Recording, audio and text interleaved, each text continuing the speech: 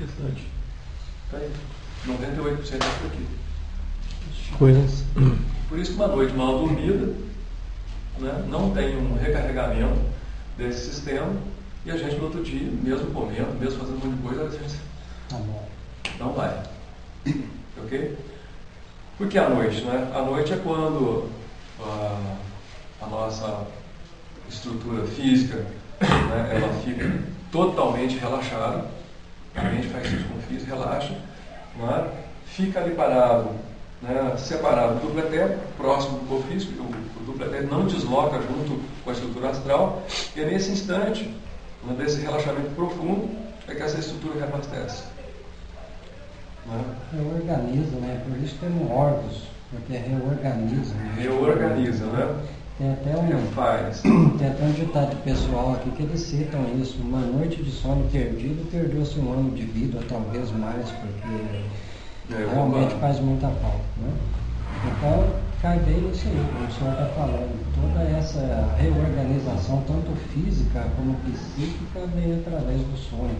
Como o senhor acabou de citar, 98%, né? E muito, os 2% através da alimentação, do fluido, né? Fluido vital. Perfeito. Então, esse sistema de chakras, ele contém informações, por ser energético, contém as informações que a gente lida no dia a dia. Né?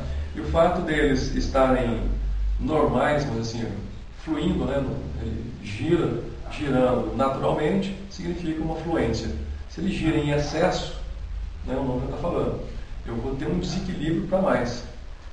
Né? Se ele gira pouco, um desequilíbrio para menos. As duas coisas não são boas. Né? E se ele bloqueia, né, o que está antes, onde é que está a origem dessa energia antes, vai inundar. E depois vai ocorrer uma seca dessa necessidade. Tá? Os chakras, eles têm relações psíquicas, né? Você colocou. Aí entra o equilíbrio, né? Entra o equilíbrio. Entra o equilíbrio, né? Estando equilibrado, a pessoa vai bem. Entrou em desequilíbrio, né? Algo vai estar dissonante. E o que bota isso em desequilíbrio? Qual que é a origem do desequilíbrio? Começa, às vezes, eu diria, até pelo primeiro que a gente diz que, como disse Jesus, orar e vigiar é pensamento, mas sempre desorganização, um simples aborrecimento pode desencadear uma doença terrível. Né? O pensamento, o inconformismo, né? Então deriva por aí outros bichos mais, como se diz. Aí entra o fator predisponente e o fator desencadeante. Predisponente e desencadeante.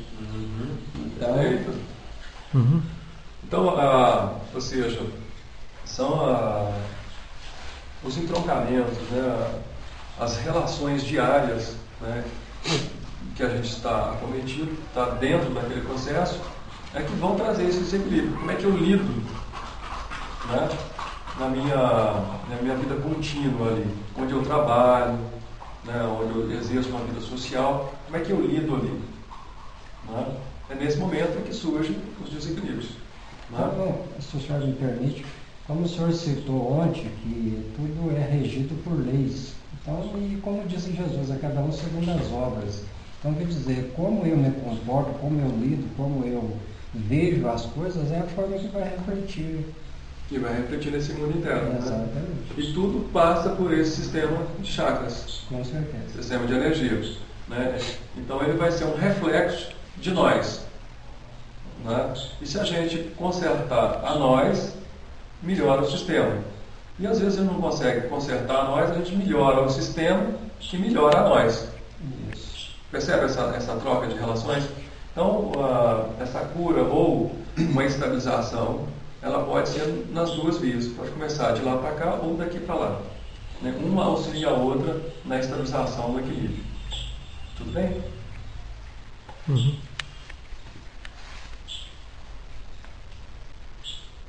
Bom, aqui tem uma outra pergunta para que serve, né, como a gente já está sempre adiantando os processos, mas tem uma figura ilustrativa que é a energia, né, essa energia primária, energia universal, que a gente poderia dizer que é uma energia divina, que é a energia de Deus, ou seja, a energia básica que emanou lá do princípio, está aí disponível, que chega até nós, cabe a nós captar, né? Então ela vai chegar no sistema de chakras. Até a dezeninha de um filtro.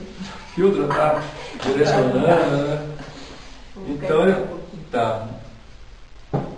Então é uma energia primária que chega, ela entra no chakra, ela se torna uma energia secundária, porque já está dentro do processo, vai para o sistema de nadis, como você, né, adiantou, são os meridianos, são os canais. Exatamente.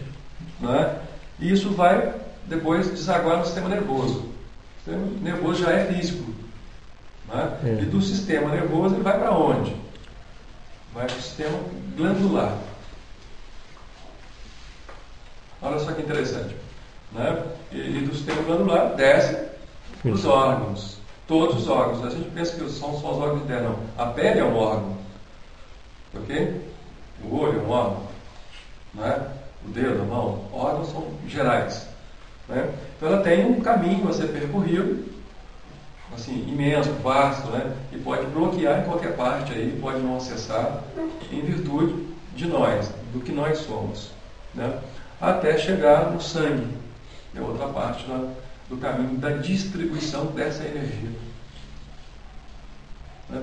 Quando a gente vê um corpo assim, a gente não imagina que isso aqui é uma estruturação de átomos. A gente acha que átomo é uma coisa muito ligada na parte mecânica, na parte, né, dos elementos naturais. A gente acha que o átomo está só naquela barra de ferro, né, porque tem uma ligação assim, muito, né, direta com a parte mecânica das coisas. Eu não posso imaginar que a minha pele é um composto de átomos. E é. Né? E é uma informação. Né? Porque ela tem que ter uma informação do que ela é, o que ela faz, né? Como é que ela se movimenta aqui nessa estrutura. Ela tem que saber que ela tem uma codificação X, que ela vai trabalhar na pele, na superfície, ela não vai trabalhar dentro da veia, não vai trabalhar no sangue. Percebe, gente? Que ela tem que ter uma informação. Bom, então se esse sistema está normal, a gente vai fazer essa fluência legal. Enquanto ela está anormal, é que entra o papel do passista. E o passista precisa, de uma maneira geral, ter essa consciência de como é que as coisas ocorrem no mundo sutil, no microcosmo. Né? Eu volto a falar aqui, que nós colocamos no início. Tem pessoas que têm esse dom naturalmente. Já trabalhou isso em outras existências, chega aqui, no cérebro dele, no mundo consciente dele, não tem nenhuma informação dessa. Mas no inconsciente, ou seja, nas outras estruturas, tem. Você já chega naturalmente, já dá um passe, a coisa roda, mas você nunca fez um curso, esse passe não sabe nada e está aí. Tá, naturalmente, a gente compreende isso. Né? E se ela estudar um pouco mais, botar alguma informação ainda mais dentro do cérebro, do consciente dela, isso poderá ser mais interessante. Ampliar mais. Ampliar isso. Tá?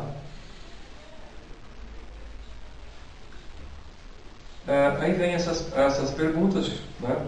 Se há comunicação desse sistema. Né? Você quer falar um pouquinho? Sim. A comunicação é a comunicação dada através dos nadis, são os canais. Uma vez que um chakra estabelece o outro. E principalmente todos são harmonizados pelo chakra coronário. Como ele harmoniza, ele também pode desarmonizar. Sim, uma vez que pode harmonizar ou pela diminuição ou pelo excesso. Ok. Dentro da acupuntura, esses canais de ligação são chamados de meridianos.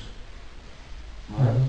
Numa outra visão, não sei se estou certo, mas os indianos é que dão mais o nome de nadis, né? Os chineses, meridianos. Também não tem muita influência aí não. Tá? A pergunta é se são influenciáveis, né? Se os chakras ou os sistemas são influenciáveis. Né? É isso que a gente viu anteriormente, né? Ou seja, os meus conteúdos, aquilo que eu sou, influencia esse sistema. Ou de maneira positiva ou negativa. Quando eu sou aquela pessoa otimista, alegre, né, fluida, que tem todo um esquema positivo, positivista, normalmente esses sistemas funcionam bem. Às vezes, essa pessoa com essa postura atual até quebra algumas estruturas kármicas. Né? Ou seja, o karma então não vai ser exercido? Vai, está sendo exercido. Como? Da maneira positiva. Não é pelo amor ou pela dor? E nessa parte o pensamento é tudo. O pensamento, né? É tudo. Né? Eu diria que o sentimento é mais um pouco. Não é? Mas é o seguinte, o sentimento também está relacionado com um pensamento. Né? Se você, de acordo com o que você pensar, você vai sentir. Né? Eu também tenho uma visão um pouco diferente. Eu acho que a gente sente para depois pensar.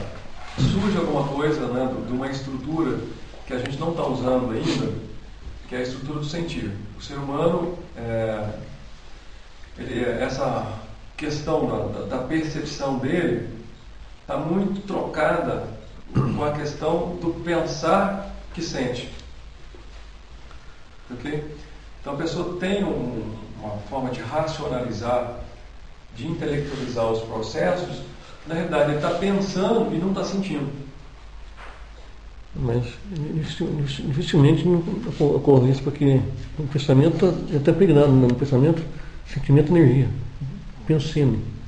Pensamento, sentimento e energia. Vem junto. Não tem como separar isso. Pode vir junto, mas que vem consciente, eu diria que não. Uhum. Tá? Porque dentro do que a espiritualidade coloca para nós, dentro de uma ordem, né? Primeiro, a pessoa gera um sentimento, um sentido. Depois isso vem com o pensamento. Segundo eles, é nessa ordem. Eu achava que era até o contrário. A gente pensava numa coisa e depois gerava um sentido. Né? Eles colocam que não.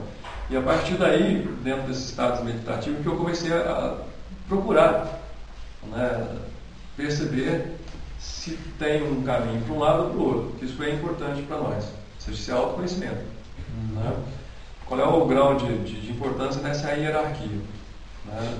Se o que surge de dentro de nós é o sentimento, numa primeira instância, ou se é o pensamento. Né? E a espiritualidade coloca mais coisas, que é mais importante a pessoa saber sentir do que pensar. Se a pessoa conseguir